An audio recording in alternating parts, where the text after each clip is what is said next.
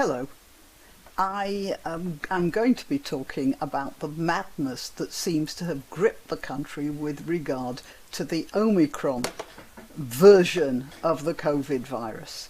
But before I do that, I just want to say a few words to you guys in America who are at the moment suffering from the effects of some pretty extreme weather conditions.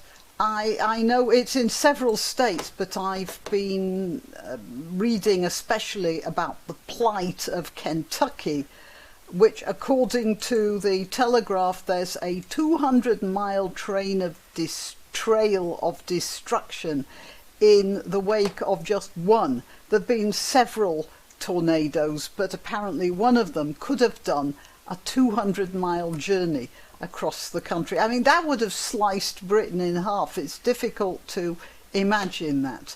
Us here in the United Kingdom, we reckon if we've had a hard wind that's uprooted a couple of trees, it's a tragedy.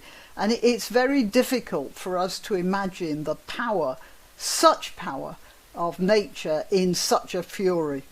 I mean, we just got out of Storm Barra, and my husband considered it a calamity when he discovered that the wheelie bin had been blown into the front garden of the house 3 doors down. I know that sounds pathetic. And in Kentucky, there's an Amazon warehouse that's had its roof just peeled off by the wind, and there's been a collapse. And as of this video, there are many people who don't know where their loved ones are. They could be in the warehouse, or they could be wandering around outside, but things are in such a state nobody knows at the moment. That's awful. And I've seen some photos and it looks like large-scale bomb damage. I am so sorry about that, and my thoughts go out to all Americans. No, I'm not going to say that. Okay, so after that I'm going to talk about a storm that's attacking Britain, but not in quite the same way. We, like most people, I'm on Facebook in my other alter ego, and in the neighbourhood webpage. And somebody posted a thing about Omicron. Oh my God, there's 10 cases in the neighbourhood, or 20, or how much it was, and by the infection is exponential, so by Tuesday we're all going to die. At least that was the tone of the video. At least that was the tone of the post. And there were people underneath saying, well, we've had more warning now, we know what to do, we should shut down immediately, and we should do this and we should do that.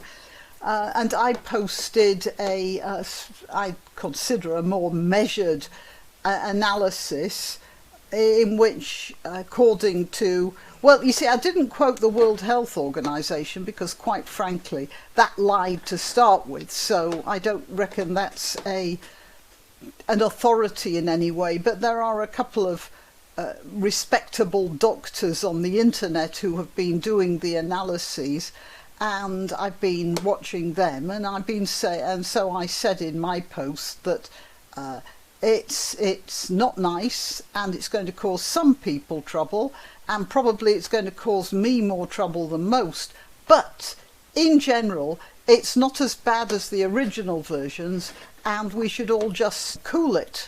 And there's no way any sort of shutting down is going to stop this infection from spreading quickly, because it just happens to be the nature of this particular beast. It's very, very infectious. And I was surprised at some of the responses, but one of them in particular was from someone who referred to me as being completely mad. Demented, I think was the term she used. But whatever. Now, my consideration is that she is demented. But there you have the situation, who's got a grasp on reality here. And I have noticed, though, that the ones who wanted to shut everything down and get the government to do stuff, the government does stuff, the government does stuff, the government does stuff, they're the ones who are also supporting the socialist programs in our area. So you get an idea of their state of mind, their mindset. And I don't know, I was put in mind of an incident in a book I am at the moment reading. It's called Good Cop, Bad War, and it's written by a chap who was an undercover policeman in the drug wars, and he frequently posed as a junkie, and he pointed something out. He sat on a bench with a lot of other junkies, and one of them had been arrested, and he came back a few days later looking not too bad, and he said they'd put him on a dose. He had to turn up every day and get a dose of medication that was a heroin antagonist. I don't know anything about this drug, and I've forgotten the name of it now, but apparently, while you're on this drug, the worst of the heroin rattles don't hit you. But if you do take heroin, it doesn't have any effect on you because of this drug in your system. So he was doing all right. And he looked better, and he looked happier. But he was still hanging around with his own pals because there was no backup for him. And the only society, social life, camaraderie, human connection that he knew was the other junkies. So he was all right, he was clean for 2 months, and then he slipped back into the heroin habit. And that was only because he had nowhere else to go. Now, it used to be that churches did all of this, but they're getting so woke that's beneath them now by the looks of things.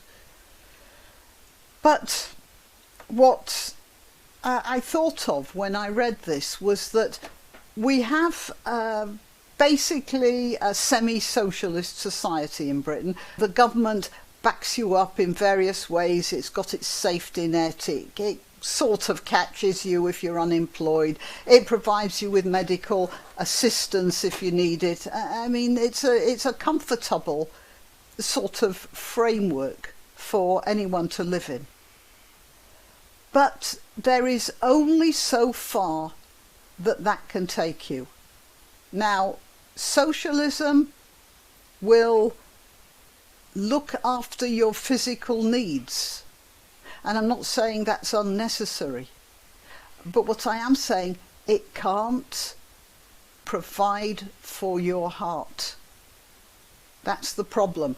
And real socialism, I mean, in Britain we don't have thoroughgoing socialism, but in the socialist paradise that people envision, they aren't calculating that socialism can give you everything material you might need, but it cannot give you, like this fellow. He knew that heroin would poison him, but he went back to it because it and the culture that it came in supplied him with something that the material of the state could not supply, and that's the problem. That's the problem with the sort of mindset that thinks the state can provide everything. So this person in my neighbourhood group, there's a group of them, it's not just her, but they think that the state can provide everything, and that they can be locked down so long as they are in the welcoming, warm, fuzzy arms of the state. Everything will be all right. And they are dead wrong. Okay, that's it. Why not treat yourself or a favoured relative or friend to these magnificent examples of merch? The mugs and t-shirts come in the Graniopteryx design or Grambo with a firearm or the more deadly knitting needles. Go to www.graniopteryx.com and whatever platform you're watching this on, please click like, subscribe and share, share, share.